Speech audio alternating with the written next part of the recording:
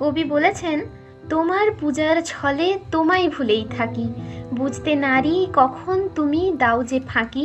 ফুলের মালা, দ্বীপের আলো, ধূপের ধোঁয়ার পেছন হতে পাইনি সুযোগ চরণ ছোঁয়ার। স্তবের বাণীর আড়াল টানি তোমায় ঢাকি, দেখবো বলে এই আয়োজন মিথ্যা রাখি।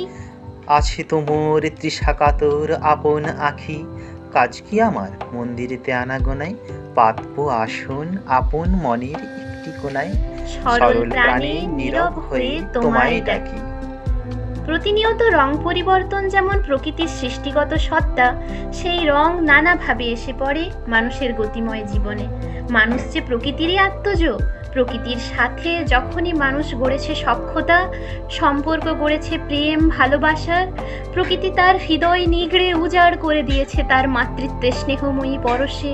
কিন্তু অসুররূপী মানুষের স্বার্থ যখন ঔদ্ধত্য প্রকাশ করেছে, প্রকৃতিও রুষ্ট জননী হয়ে শাসন করেছে তার প্রিয় সন্তানকে। আসছি আসছি করে এসেই পড়লো বিশ্বজুড়ে বাঙালির প্রাণীর উৎসব দুর্গাপুজো। সারা বছরের অপেক্ষা আয়োজন এই 4টি দিনের জন্য।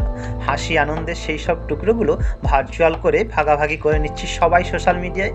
বিশ্বজুড়ে এই দুর্গাপুজো কোনো একটি বিশেষ সম্প্রদায়ের প্রয়োজন নয়, এজন্য প্রকৃতি মায়ের পুজো। প্রকৃতির প্রতি নিজের অনুগত্য প্রকাশ ও তাকে মা রূপে পুজো করতে পারা বাঙালি জাতি তাই একটি শ্রেষ্ঠ জাতি।